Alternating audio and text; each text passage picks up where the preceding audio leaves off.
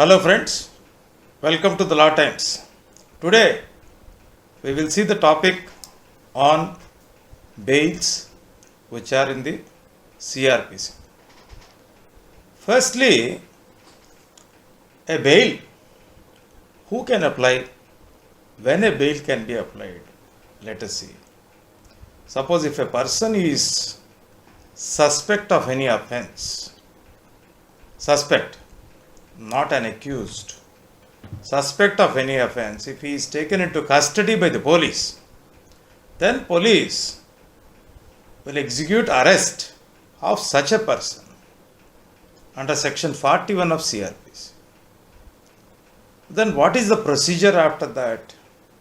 They have to produce such suspect who has been arrested and cited as an accused after the arrest. Within 24 hours of the time, the police have to produce such person before the magistrate where the jurisdiction falls. Once a person is been arrested, whether such a person is arrested in a cognizable offense or non-cognizable offense or in a bailable offense or non-bailable offense, has to be noted in the FIR along with the remand case diary. Unless a person is not arrested and remanded with the remand case diary before the magistrate, the element of bail doesn't arise.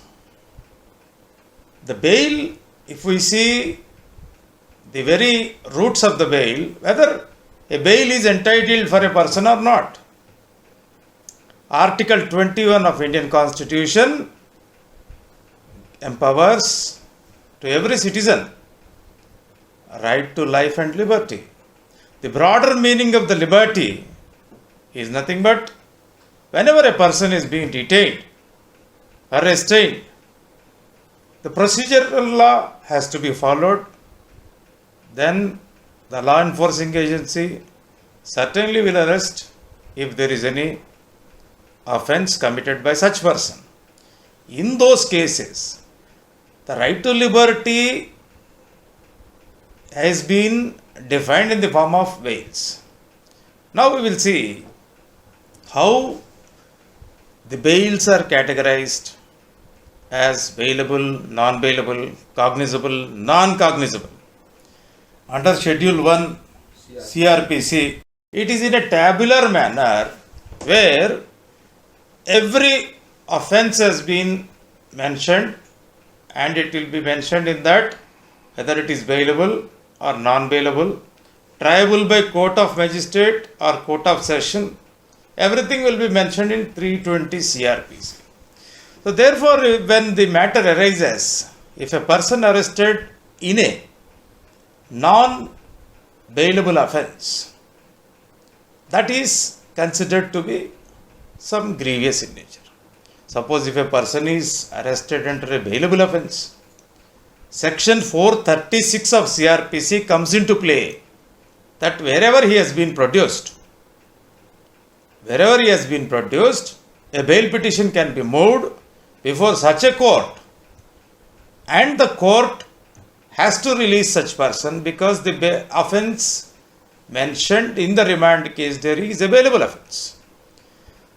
So under 436, a person has to be granted with bail by giving a condition that a personal bond of such accused has to be furnished and maybe one or two sureties can be imposed by the court. When coming to non-bailable offences, section 437 comes to play. Section 437 can be moved before a magistrate court and additional chief metropolitan magistrate court. So these two courts, magistrate court can impose punishment up to 3 years. Additional CMM, additional chief metropolitan magistrate court, can impose punishment up to 7 years.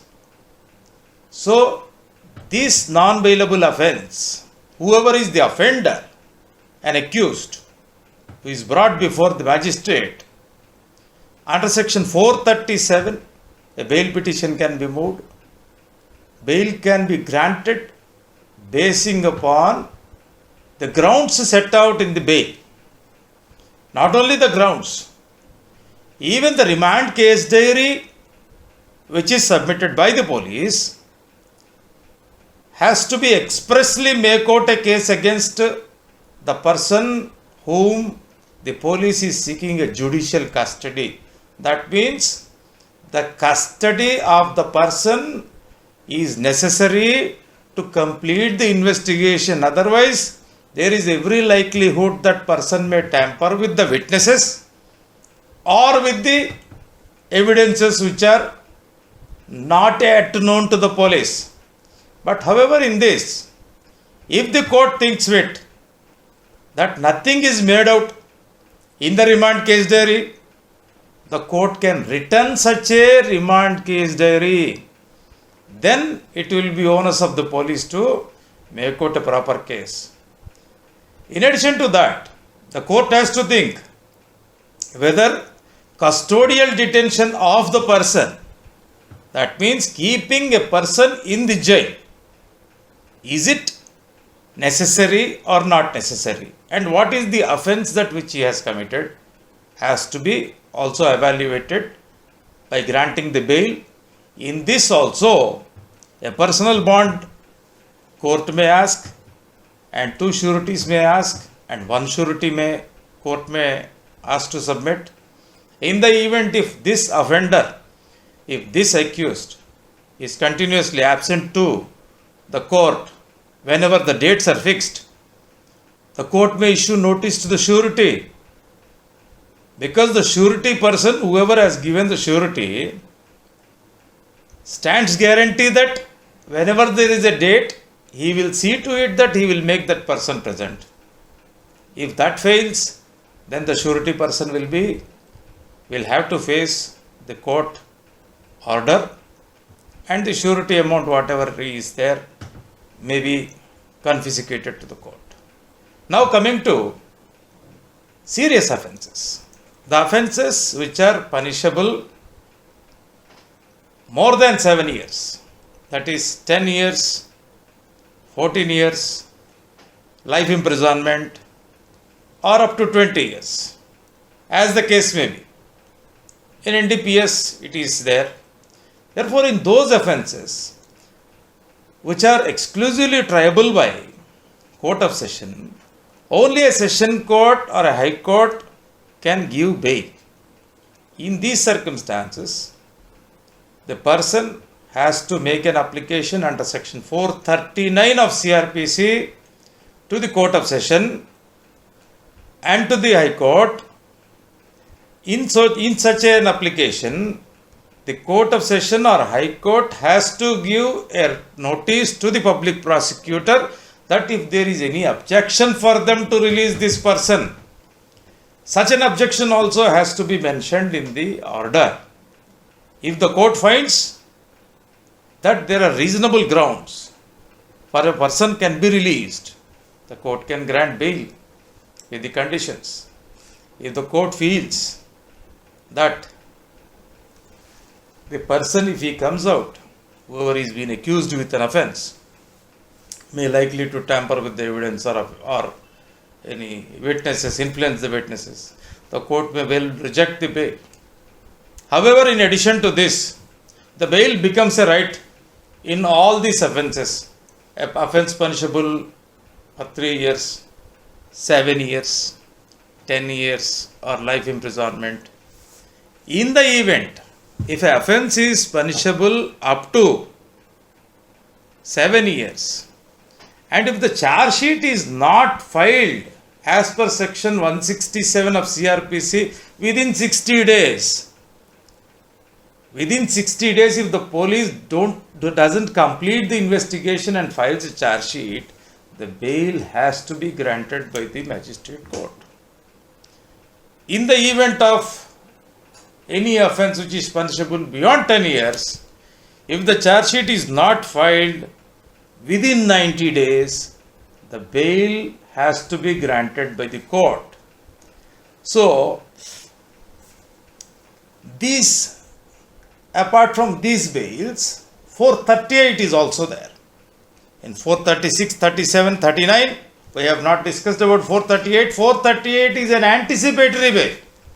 In anticipation and apprehension of arrest by one agency, one police agency or one particular police station in connection with some offence, if there is an apprehension, threat, danger that he may be arrested with some allegation which may be false, in those circumstances also, Court of Session and High Court has powers to grant anticipatory bail and impose all such conditions which are in the CRPC.